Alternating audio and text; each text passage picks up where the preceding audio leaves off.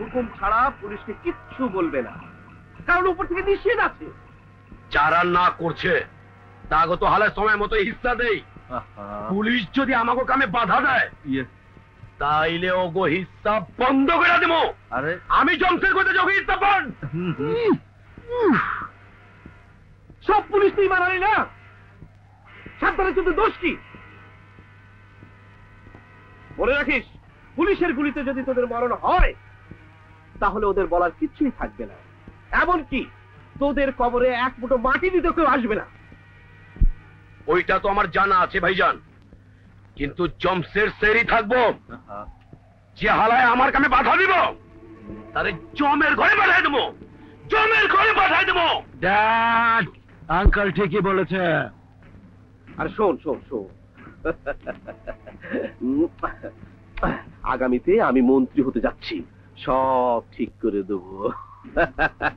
তুই আমাকে বাধা দিয়ে কাজটা ভালো করিসনি। পুরো আমার চোখের সামনে লোকটাকে খুন করলো, তোর জন্য আমাকে টাকা পর্যন্ত দেখতে হলো। তোমার মতো অনেকেই তো ওখানে ছিল, কেউ যখন বাধা দিতে সাহস করেনি তখন তুমি একা কি করতে পারতে? হ্যাঁ হ্যাঁ পারতাম, ওই খুনিকে মেরে আত্মহত্যা করে আইনাতে তুলে দিতাম। তাহলে ওরা তোমার শত্রু হয়ে যেত। তোমার জানা নেই ভাগ্নে, প্রতিদিন ওরা দাঙ্গা হাঙ্গামা খুন খারাপে করেই চলেছে। এলাকাবাসী তো দূরের কথা, পুলিশও ওদের বিরুদ্ধে কথা বলে না। তাই বলে অন্যায় মুখ বুঝে সহ্য করা যায় না মামা, ওদের বিরুদ্ধে প্রতিরোধ করে তুলতে হবে, রুখতে হবে ওদেরকে। বাহ, কাজ তাহলে একটা জুটেছে। আরে ওরা তো চাঁদাবাজি সন্ত্রাসী করে মা বাবা ভাই বোন স্ত্রী সন্তান কাউকে না কাউকে খাওয়াচ্ছে পড়াচ্ছে। তুই তো সারা বাজারে ভিক্ষে চেয়েও পাবি না, ওদের পিছনে শক্তি আছে। তোর কি আছে? কিন্তু মা, শুনে রাখ, তোর বাবা সন্ত্রাসীদের বিরুদ্ধে প্রতিবাদ করতে গিয়ে মারা গেছে। আমি চাই না আমার একমাত্র ছেলেও সন্ত্রাসীদের প্রতিবাদ করতে গিয়ে আমার মুখ খালি হোক। প্রয়োজনে আমি গ্রামের ভিটে মাটি বিক্রি করে এনে তোদের খাওয়াবো, তবু ওসব সন্ত্রাসীদের বিরুদ্ধে মারামারি করতে চাসনি। মনে রাখিস, ঘরে তোর দুটো বোন আছে, ওদের কথাও ভাবিস বাবা, ওদের কথাও ভাবিস। আজ ওকে সাইকেলে ঘোরাবে, সিনেমা দেখাবে? আরে মা তো বোন, তুমি মিছে মিছে আমার উপর চটে আছো। যাও বাড়ি যাও, যাও যাও। আসসালামু আলাইকুম।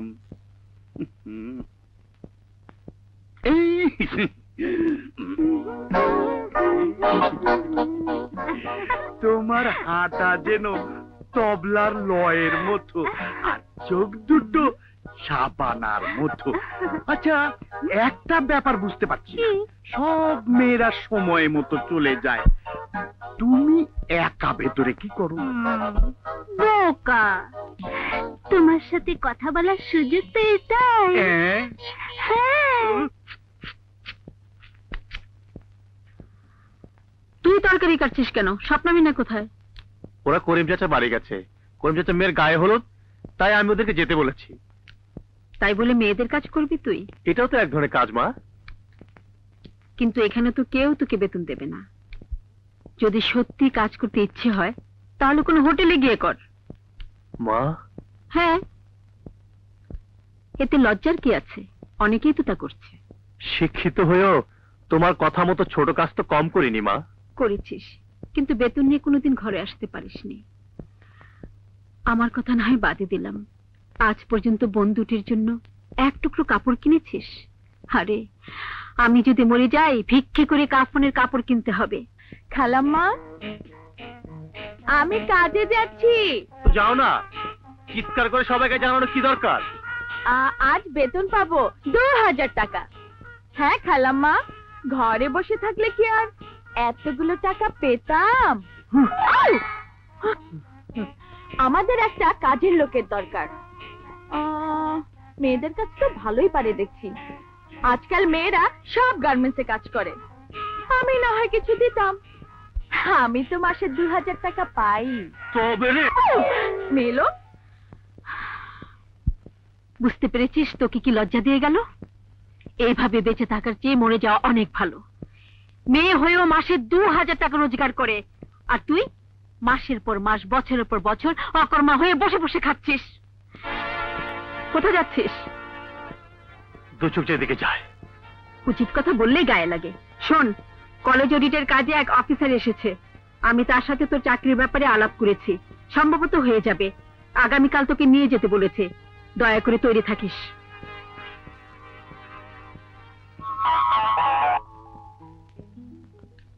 আসসালামু আলাইকুম। ওয়ালাইকুম আসসালাম। আসুন আসুন, বসুন। আপনার কি কি কি কি কি দরকার ছিল? ছেলে কোথায়? বাইরে অপেক্ষা করছে। ডাকুন।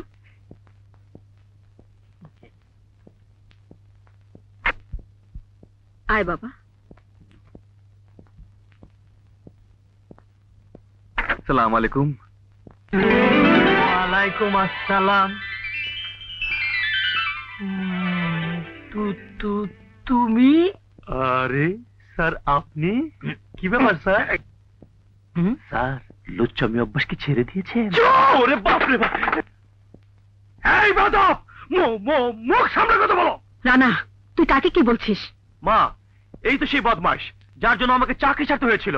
চুপ কর, আমি দুঃখিত, ওকে মাফ করে দিন। চুপ করুন, যান, এই হারামজাদা থেকে নেবে যান। আমি হারামজাদা? তো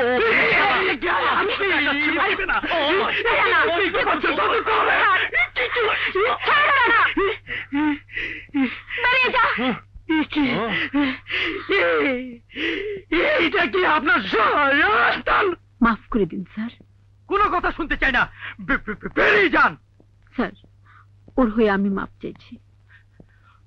ওরকম বেয়াদব ছেলের জন্য মাপ চাইতে আপনার লজ্জা করছে না? যান যান, বেরিয়ে যান, তা না হলে আপনার চাকরিরও 12টা বাজিয়ে ছাড়বো। বেরিয়ে যান।